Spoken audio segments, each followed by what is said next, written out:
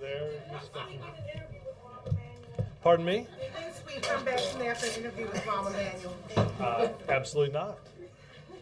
She was talking to the president. I'm not kidding. She'll tell you all about it. Chicago has its benefits, Ms. Ryan. So let's, I don't know, we're missing a few folks, but they'll be on their way. Let me just do a quick week ahead, and then I can answer your questions. On Monday, the president will attend a meeting of the President's Economic Recovery Advisory Board here at the White House. On Tuesday, the president will join Dr. Jill Biden at the first ever White House Summit on Community Colleges. This event will highlight the critical role that community colleges play in developing America's workforce and reaching our educational goals. The president will join Dr. Biden at the opening session. Later, the president and the first lady will host a diplomatic corps reception here at the White House. And in the evening, the president will address the 2010 Fortune Magazine Most Powerful Women Summit in the Mellon Auditorium in Washington, D.C. to talk about the impact of women in business on the economy and the steps we can take together to ensure that America remains competitive over the long term. On Wednesday, the president will award Staff Sergeant Robert J. Miller of the U.S. Army the Medal of Honor. Staff Sergeant Miller will receive the Medal of Honor posthumously for his heroic actions in Afghanistan on January 25, 2008. The First Lady will also attend that event. Later, the President will travel to New Jersey to attend a DNC dinner. On Thursday, the President will travel to Prince George's County, Maryland to attend an event for Maryland Governor Martin O'Malley, and later travel to Chicago to attend an event for Senate candidate Alexi Giannoulis. On Friday, the President will attend meetings here at the White House. To be determined. Working on that. We were going back and forth with that just as I came out. This one. Can you talk about the likely timeline for a permanent chief of staff? Right. Well, let me give you a little bit a broad answer to. Look, Pete Rouse and the president have talked through Pete's new assignment, and both come to an agreement on being chief of staff on an interim basis. The president believes that this is the best thing right now for our staff organization. Obviously, we had a pretty short runway with the mayor's decision in Chicago and ultimately Rahm's decision.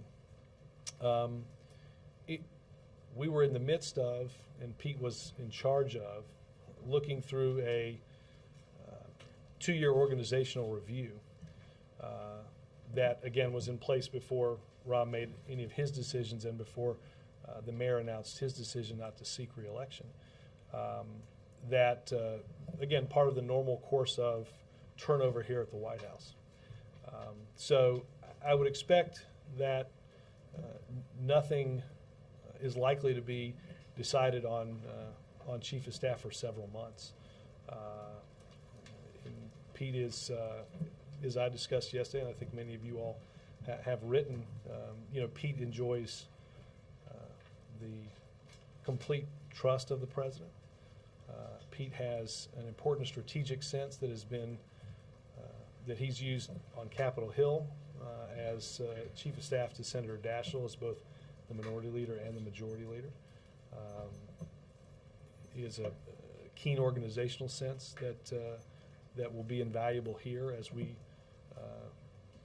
we embark on new challenges based on that 2-year organizational plan.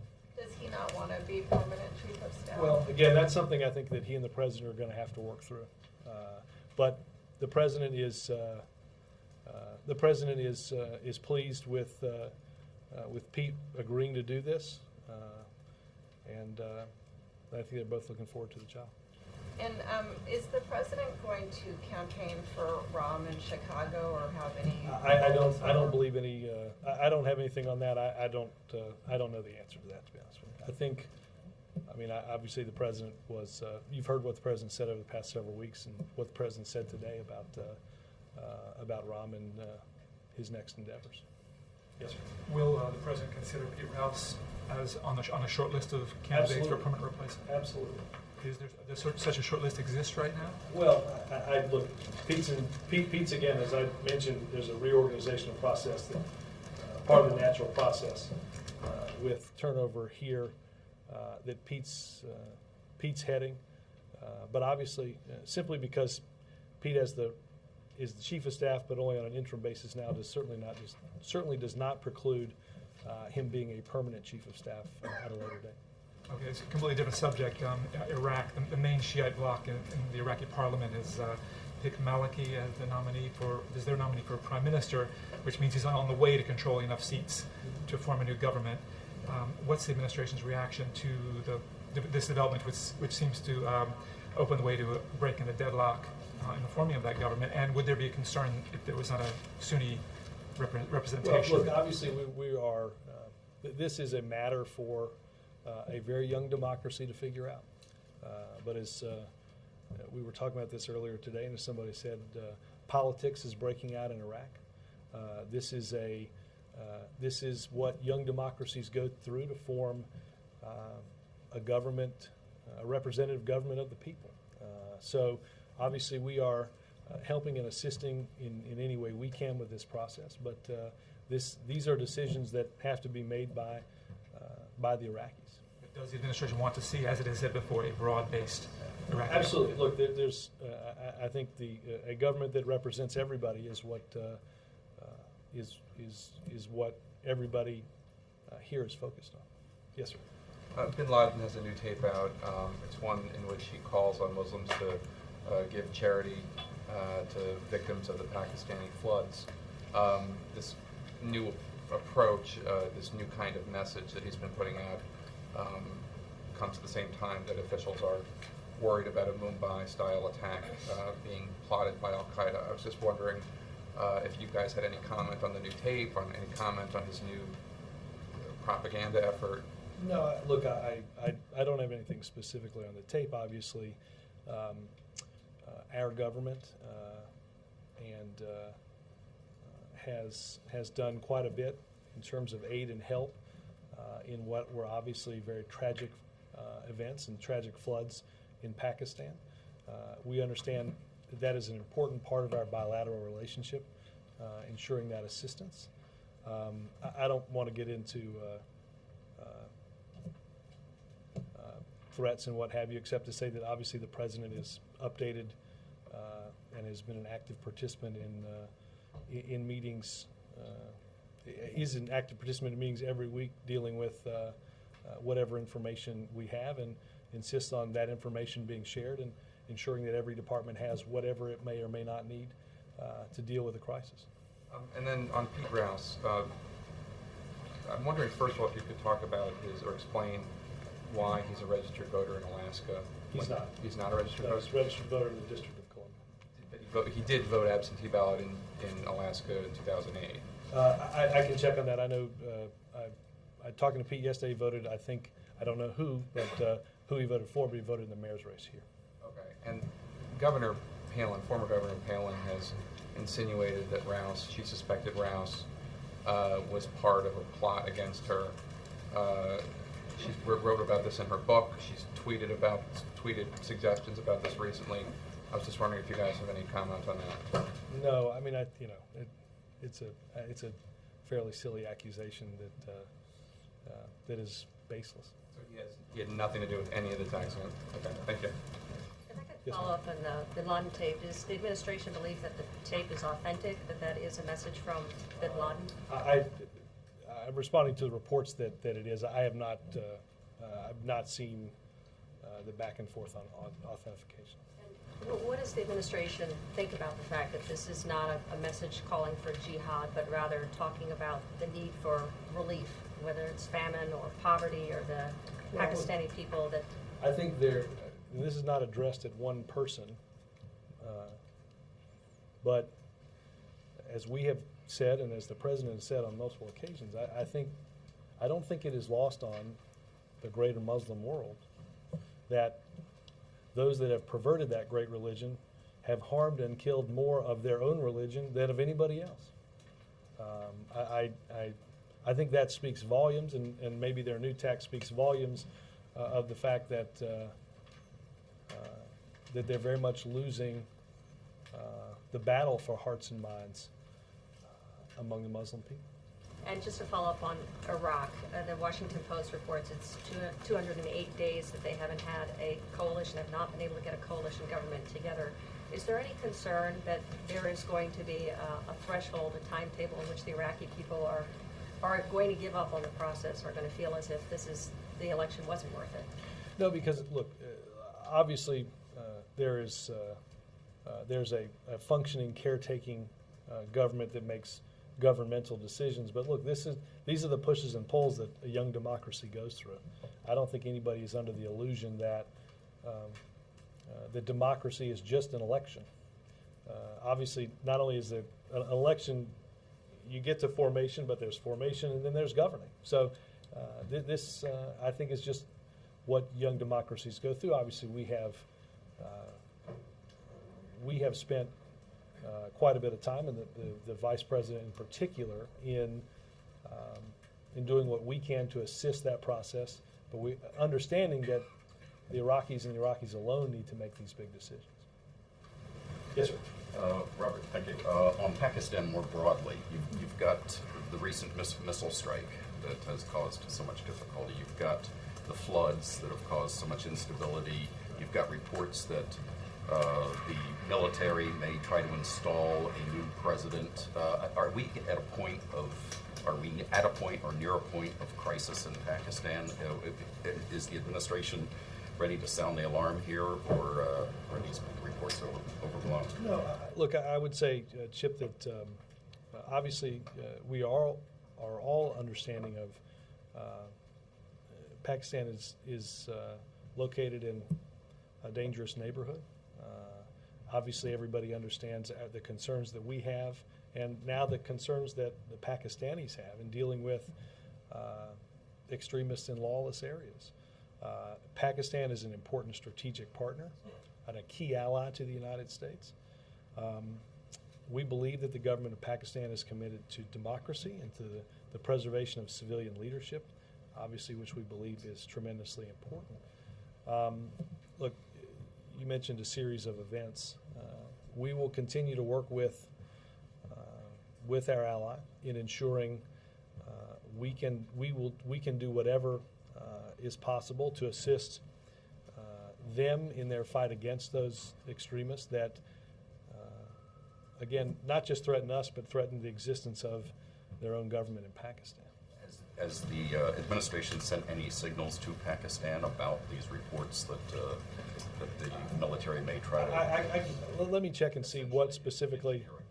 Yeah, look, I know that Ambassador Patterson, who the president receives weekly updates and is involved in all of the situation room discussions around Afghanistan, Pakistan, not just the review but the monthly meetings.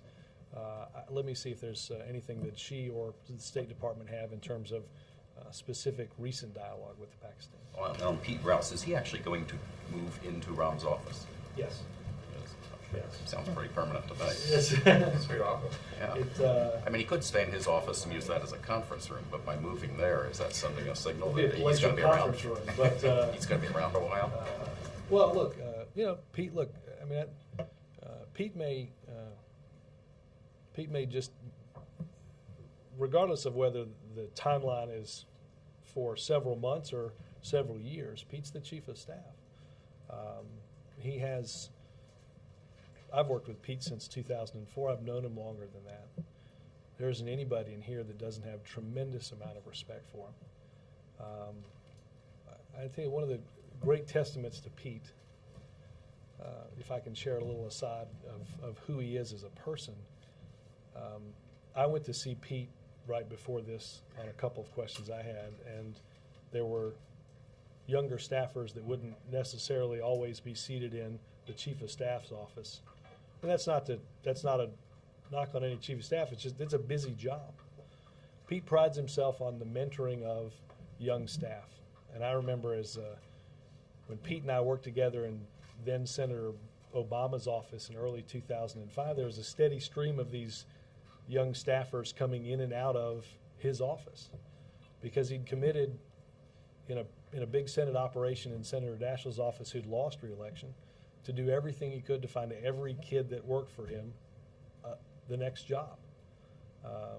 Pete is selfless. Pete is in everything I've ever dealt with him on, has always put the organization ahead of himself. I think that's one of the things that the president reveres in him, his loyalty to him, and I think that's why he enjoys the president's complete trust. You said you went into him to ask a couple of questions. Well, could you share those questions and answers No, with us? I wanted to, I knew I was going to get asked about some reorganization, some timeline stuff, and I wanted to make sure that I understood it as he understood it. And I've always had that ability with Rom. I'll always have that ability with Pete. But again, I think what Pete, Pete is, as I said, is just, there's a great respect for Pete amongst the people that have worked here. And I think part of that is, Pete's in those morning meetings. Pete's in every senior advisor's meeting that's in the Oval Office. Pete has been intimately involved in strategic decisions dealing with Congress in order to get big pieces of legislation through. Pete's been, as you heard the president discuss, we joke that Pete has Pete gets the file on Friday of the problem that nobody wanted, and sort of it's lunchtime on Friday, and Pete has 3 hours before the close of business to solve it. And we joke that Pete, it's Friday, clear your afternoon. But Pete's been somebody who. What problems? What does he solve? Well, no, Pete, just different bureaucratic problems, different, different the back and forth of governing. But Pete is, somebody who is trusted to handle anything and everything, and now he's got everything. Is he going to remain behind the scenes, or do you think he's going to have to come out and be on the Sunday talk shows and that kind of stuff? I will tell you what I told somebody yesterday who wanted an interview with Pete. I said, I've got good news and I've got bad news.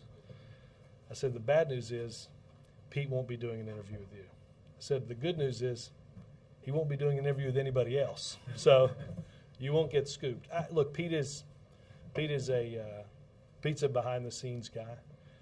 I don't anticipate, in all honesty, that changes. That's the way he's been for decades of government service. Yes, sir. Robert, are we safe in assuming that the president is hoping Pete will like the job more than Pete thinks he'll like the job? That's a good way of phrasing it. No, look, Pete is again. The president has had several occasions to talk to Pete about this over the last little bit, and Pete may not come out and say it, but I think Pete's excited about this, and I think Pete is.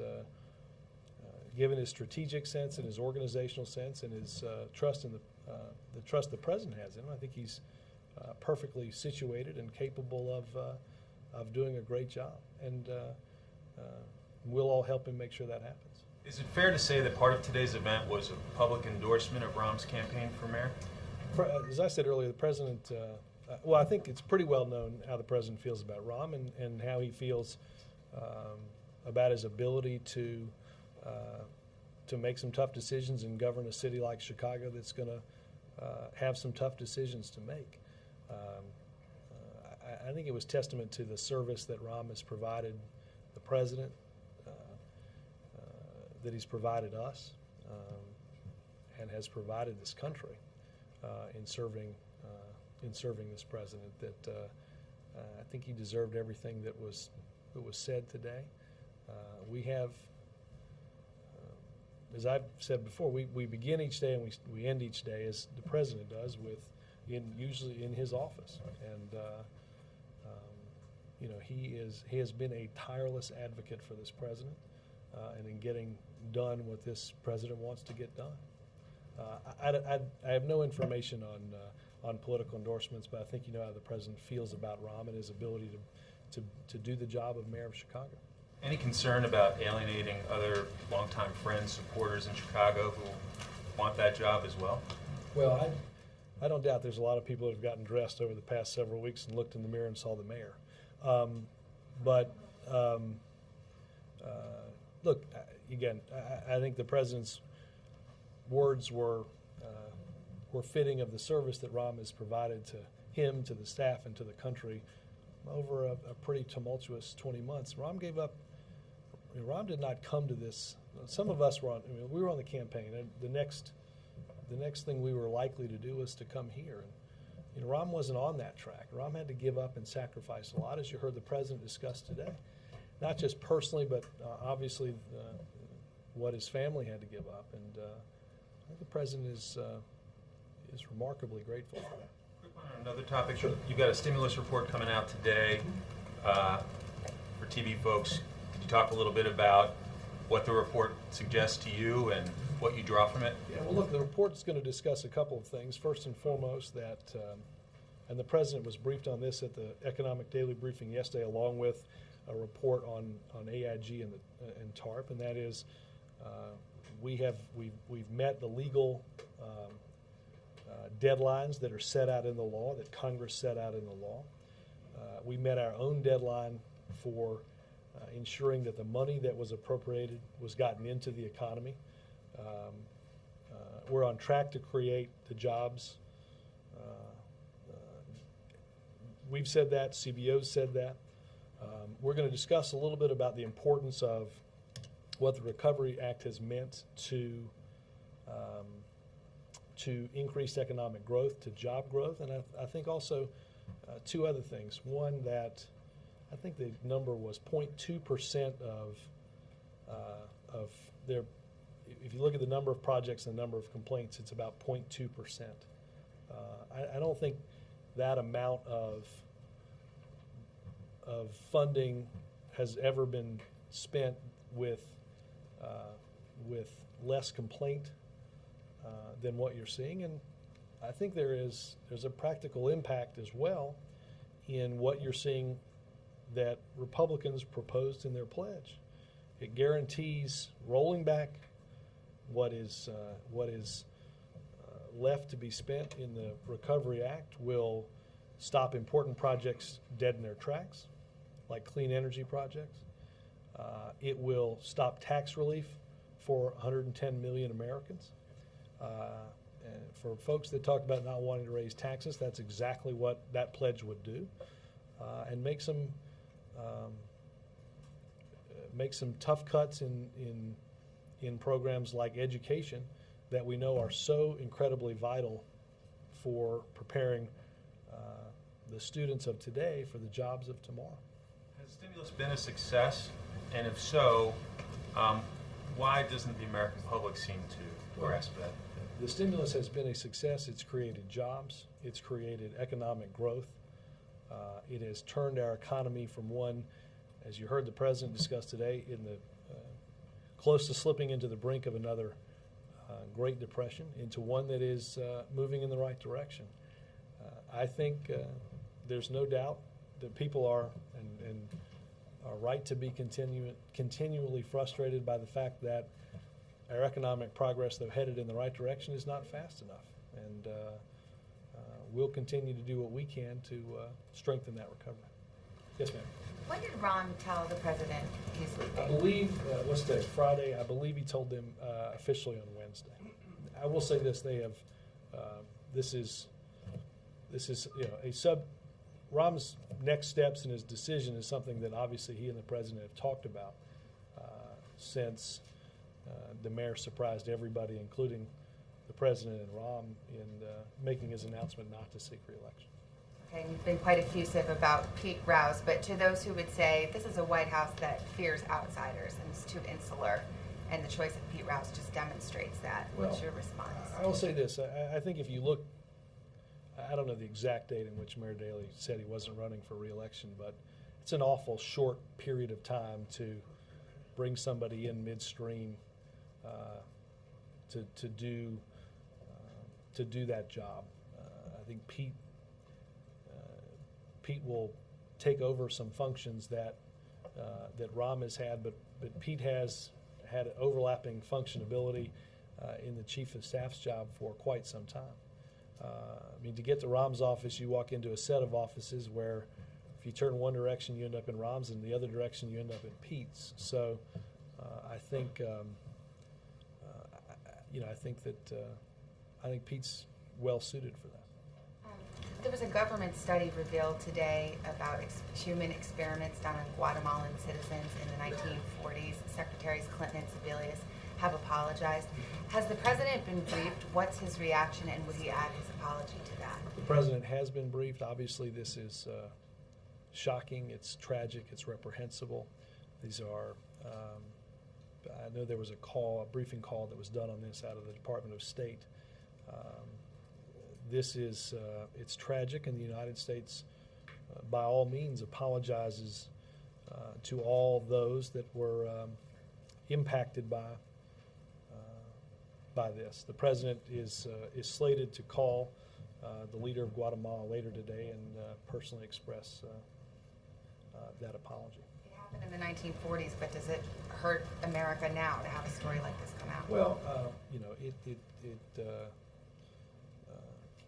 obviously it's tragic. It has impacted many, but I think we have dealt with it in a way that we were brought this information and acted on this information. I think the apology is one that is well deserved. Yes, sir. Could you tell us anything more about the meeting with the President's Economic Recovery Advisory Board on Monday? Is there any particular subject for that? I don't have that with me, Jonathan, but I will shoot it out to you as soon as I get back. I think I know where it is on my desk, but I don't have it with me. I believe they're going to be talking a little bit about some of what you'll hear on community colleges dealing with the challenge of creating a skilled workforce. And on the Janulius fundraiser, is the president going to say anything about this Green Party candidate who is getting something like 6 to 8% of the vote in Illinois? Is there anything that he can do about that? Well, I will find out the answer to either one of those. I don't know off the top of my head. Mark. Robert, the president met yesterday with Democratic leaders. Does he think there's any point in calling Republican leaders here for a similar meeting? Well, I think the president was talking with, as you mentioned, Democratic leaders to talk about certainly the next few weeks as we head into an important election, but also what still remains on the calendar, and I mentioned some of that yesterday, that has to get done. I don't know if there's I don't have any meetings on a planning schedule with Republicans between now and then, but I don't doubt that there may well be meetings before we head into a session in mid-November. It sounds like there's a lot of bridge burning going on between the White House and Republican leaders. How so? Well, with the words President Obama uses in his fundraising speeches and his political speeches, denouncing the Republicans as obstructionists, holding back recovery, holding issues hostage. Those are all things, Mark, that the Republicans have bragged about. I hope that the president doesn't give it a bad name by mentioning what they've done. Mitch McConnell bragged about saying no. John Boehner helped a lobbyist author a pledge that would roll back the Recovery Act and raise people's taxes. It's the president's just. The president is in many ways reiterating exactly what Republicans have said themselves on the stump. They want to stop everything from happening. They want to roll back things like Wall Street reform. They want to roll back the protections that we've seen put into place as part of health care reform. I don't know that the president doesn't have the same message that Republicans have, and that is, they're bragging about slowing everything down, and we're mentioning that that's what they're doing. And they're drinking Slurpees. Mark, I'm going to find this Slurpee answer out. I know this one has lodged close to your heart, and I will. Like I said, I tried my best to get them off the tater tots. I get it. I got it now. I got to address Slurpees, and that might just brighten the president's day to go talk about that this afternoon. Anyway. Pete Rouse was charged with closing Guantanamo, and that's one area where the president has said the administration has fallen short. Why hasn't it been accomplished, and will he continue to focus on it? What's the latest? It was one of the projects that Pete was given. I think it was safe to say that there wasn't as strong a process around seeing that come to fruition as there needed to be, and that's generally the type of things that Pete fixes the best. Look, it is. We always knew this was going to be hard, and we have met resistance even among Republicans that, before the president decided that we would close it, actually supported closing it. But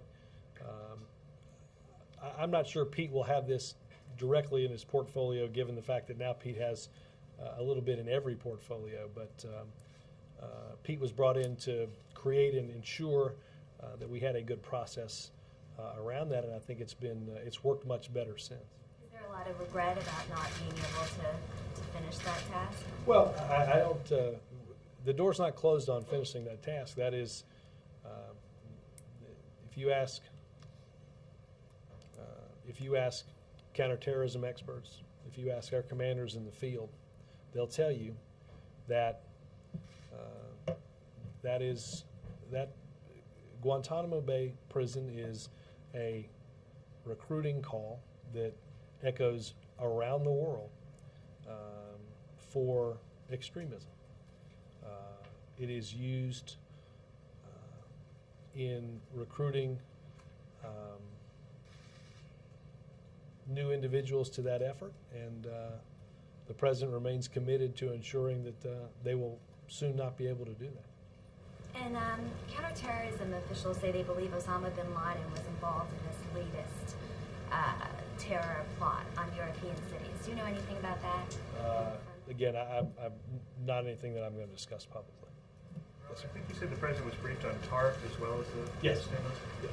I know that Secretary Geithner gave a speech to some Treasury employees a couple weeks ago about TARP and how history would view it as compared to how it's viewed by the public today. What's the administration's thoughts on how TARP's going to? As I talked about yesterday, and I did not look at stock prices today, but if you take an AIG, converting into common shares of stock, selling that stock would net this government, as of yesterday morning, a $20 billion profit on its investment in AIG. Now, that is, I'm not walking way out on a limb to say that was not the conventional wisdom. Most people, I think, in their accounting of the Troubled Asset Relief Program, was that that money was gone. The briefing the president received reiterated that financial institutions, the investment made through TARP into financial institutions is likely to yield a profit, and that what we estimated TARP would cost last August, we're at roughly 1/10 of that cost today. And I will say, I'm going to take a minute to brag, this is not an accident. I think if you take some of the steps that were taken at AIG or some of the steps that were taken at places like GM and Chrysler, this was not, and this created a bit of a stir, but this was not money to meet a balance sheet for money's sake. This required some very, very tough cultural changes inside the company, management changes inside of a company, and it changed the way these companies were operating, because they were not operating in a way that provided assurance to anybody that they'd be here for long. And instead of handing out money and perpetuating a series of bad practices, for instance, in the auto companies, we made investments to ensure the jobs of millions of those who work not only in auto facilities but in auto part manufacturing, that if you visit an auto plant are normally situated fairly close to those plants. To save those jobs, but to ensure that we weren't just handing out a check that in 3 months they'd need to come back for another. That we'd institute the type of management changes that now find companies back making a profit again, and that are much, much healthier than when the president assumed office 20 months ago. Why is TARP such a political poison? Well, I will be honest with you. I don't know that people know a lot of what I just said.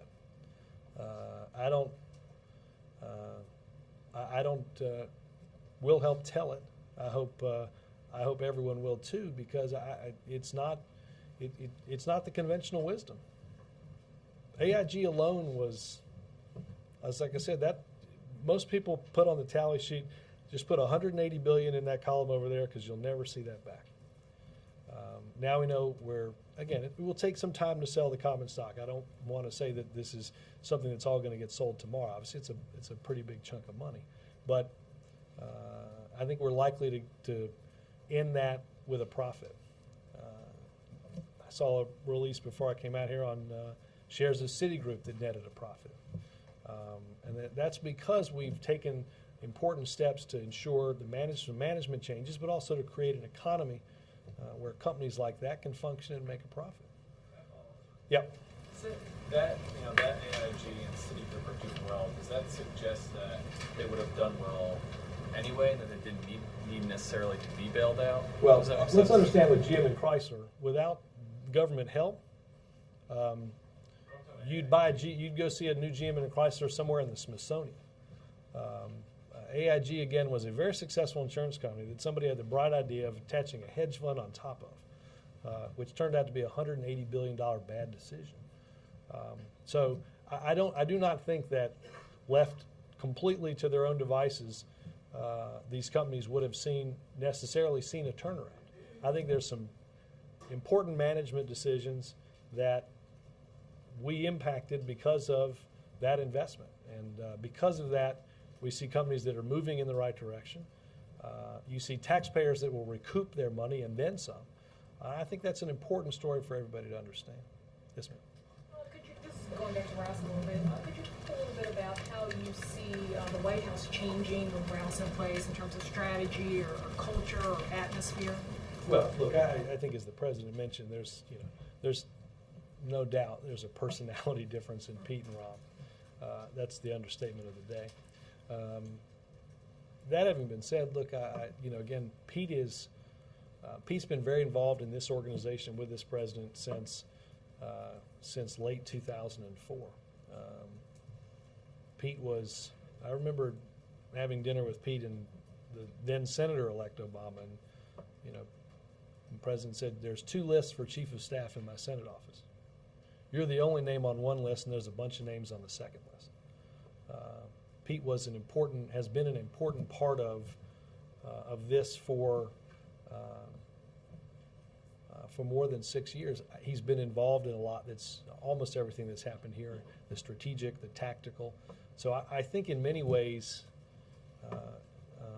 you'll see important continuity over the next several months, which is important to the functioning of how this place works. Yes. Another Rouse question, Robert. In thinking about the shape of the White House and personnel decisions, does the election play a role? Will the outcome of the elections kind of determine what kind of people you want to bring into the White House, including the new chief of staff? It certainly could. Obviously, that's hard to divine 3 or 4 or 5 weeks away. Again, as we discussed yesterday, there is always natural turnover in an administration. We were seeing that natural turnover, and Pete was charged with organizing for the next 2 years, regardless of an outcome of an election, what has to be put in place. I have no doubt that some of the decisions about that staff reorganization will take into account what ultimately happen in an election, even as we begin now to identify a cast of people that can fill Dr. Summers' job at NEC or other jobs around the White House. I guess what I'm trying to get at is a lot of people in Washington, Republicans and Democrats, are saying that the White House needs a new face and will it need one even more so to deal with what is likely to be a strengthened Republican presence, if not Republican majority on the Hill. Pete doesn't really provide that new face. He's, as you just said, continuity. So well, but I guess I don't know if you can break that. Well, I don't know if you can break down sort of what you're hearing from Democrats and Republicans. I don't. Is that mainly on Capitol Hill? Because I mean, look, Pete's a fairly well-known quantity up there. I think a lot of people on Democratic and Republican side have dealt with Pete dealt with him as the chief of staff for Senator Daschle for 10 years. Those that are still there, but you know, there are a decent amount that are still there. I mean, look, Pete was a Senate staffer through part of 2007, so it's not that long ago that he was up there. Again, look, we've got several weeks to go before an election, and obviously, without knowing the results, it's hard to divine what the message might be. So. Know that a decision on chief of staff on a permanent chief of staff will be made once the election is over? I do not anticipate that will be made in any way prior to the election. And does Pete have a certain set time for which he is planning to serve as interim? Not that I'm aware of. Does the president have a time frame in mind? I don't anticipate anything happening. I don't think anything happens there for the next several months. Yes, ma'am. Steve Rouse in a meeting with the congressional leaders yesterday. I don't know the answer to that, but I can check. Wouldn't that be part of his portfolio? Sure. And what did the president tell the leaders in terms of the middle, holding down the tax rates on the middle class, what he calls the middle class extension? Did he make it clear that he wants that even if he has to give on something else? I was not in the meeting yesterday. It was during the briefing. I mean, obviously the president reiterated, and I will double check on the tax question, but reiterated his position on ensuring that that the middle class tax cuts not expire, but that the cost of having that happen isn't $700 billion in tax cuts for people that don't need it. What is the administration prepared to do after the election to make sure that that happens? Is there any danger that Congress will not act to extend the current tax law? Well, that may be a better question for Republicans on Capitol Hill, Ann. I think that this president, I think his position is fairly well known. We'll have some time to deal with that in mid-November, as when the Senate and the House come back. As I mentioned yesterday, and I think the readout said, there are a number of issues that we've got to deal with. We've got children's nutrition. We've got obviously the tax stuff. There is a very important START treaty that needs to it's passed through the committee with important bipartisan support, and we'd like to see it and expect that it will be passed by the full Senate. Is the president worried about the lame duck session? Worried in that he might not have the same political dynamics. He's got the same members of Congress, but depending on the outcome of the election. Let me look at it. Tell me what it feels like that morning, and I can probably answer that question. But it's hard to do that more than a month before that. Yes.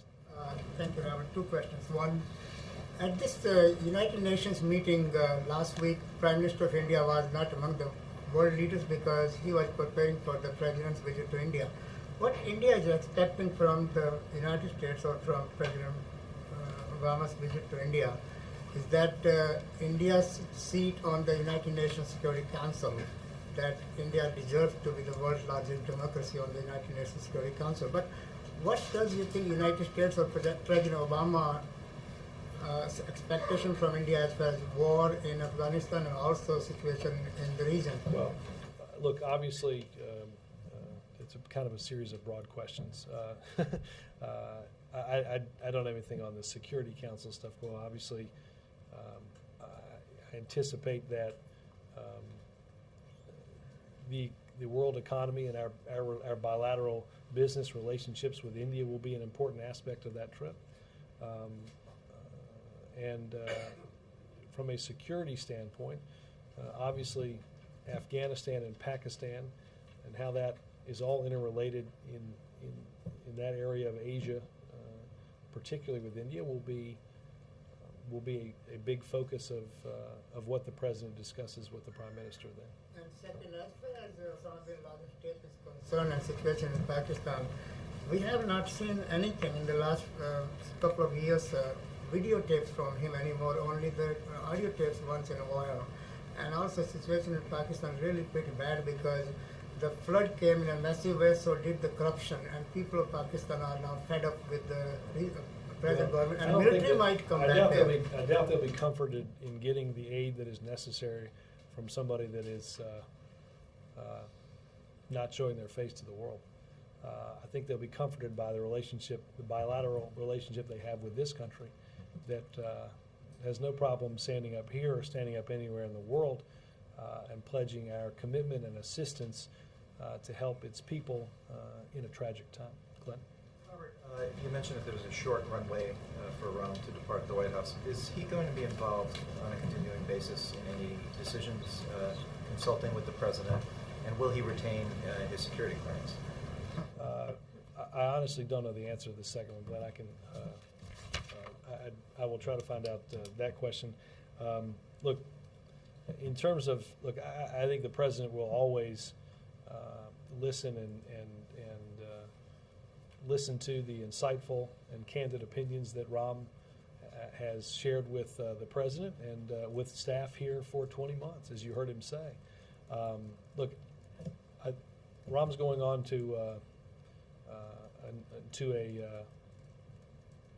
what is charitably a fairly busy endeavor, it appears, next.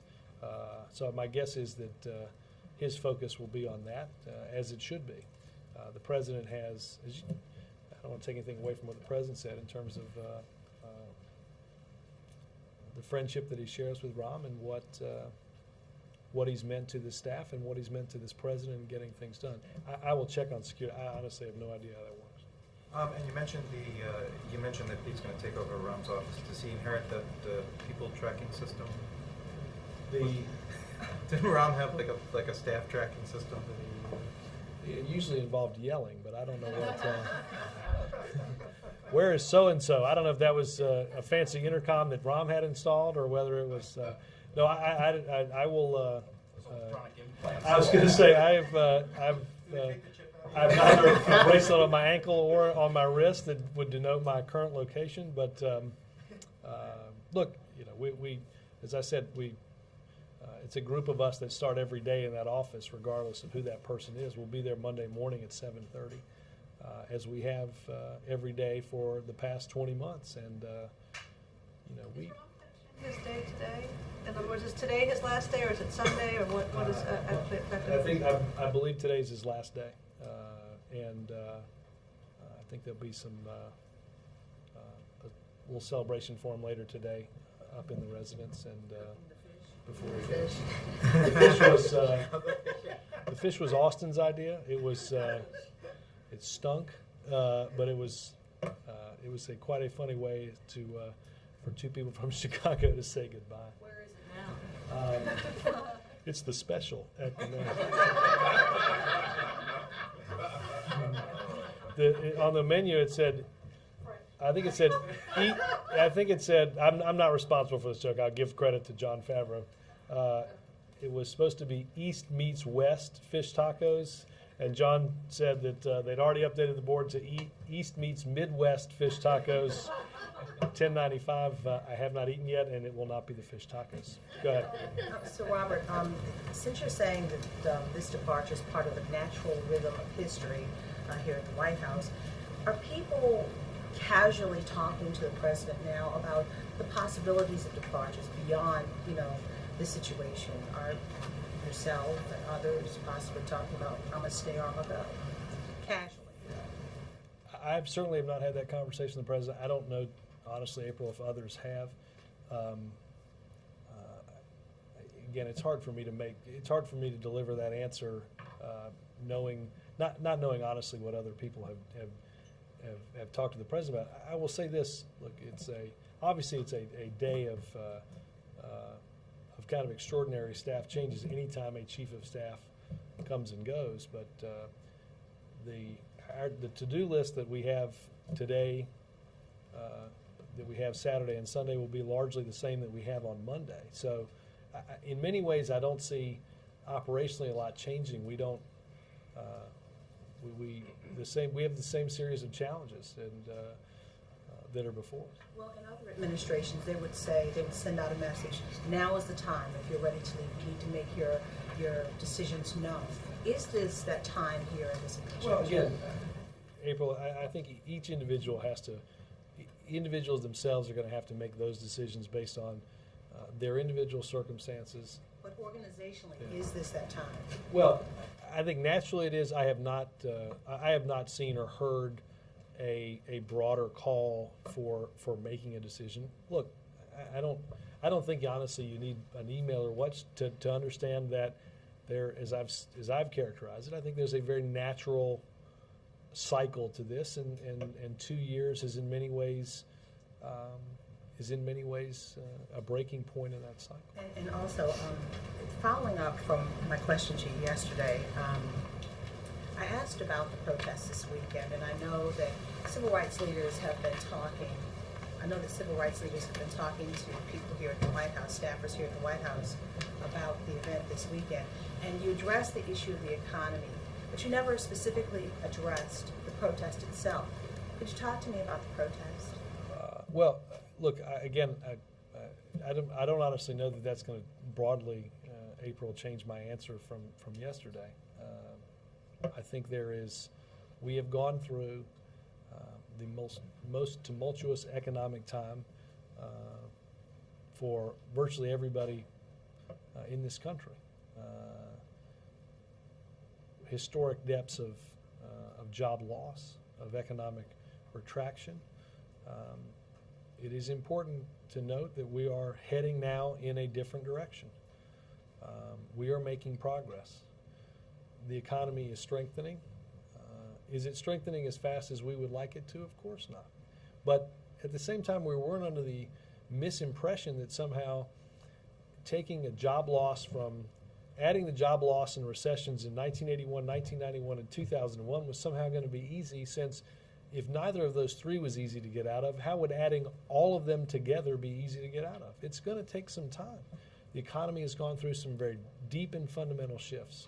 We have seen not just job loss, but housing crisis, a financial stability crisis, all happened simultaneously. That is, I've described it, and I think many others have, as in very ways a perfect storm of economic disaster. The perfect storm is being led, but the perfect storm is being led by people who are friendly with this administration, civil rights leaders that the president talks to, black community leaders who will be marching in this demonstration. And they're marching not just about this issue, but they're marching about education, justice, and jobs. And they're also talking about Capitol Hill. But what do you specifically say about that? Your allies are marching for something that you guys are not putting out yet. Well, April, I will take our record on any of the topics that you just mentioned over the past 20 months and compare them to the 20 months before that, and feel very comfortable with that comparison. We lost more than 8.5 million jobs. That wasn't going to get fixed overnight. It's not going to get fixed over a lot of nights. It's going to take a long time. If it was a simple problem, it would have been solved before we got here. It wasn't. When we got here, things were going drastically in the wrong direction. The president made some important steps, some courageous steps to turn that around. It's going to take some time. I will say this about our education. It's been a focus of a lot of activity this week. You've seen the president talk about it. I will put our record of education reform up against that of any administration at any economic time. What Secretary Duncan and what President Obama have been able to do in getting states to make decisions to strengthen their standards is once in a lifetime reform. It's important because it matters to the types of families that get raised, the type of economy we have, the type of income that they have. It's important reform.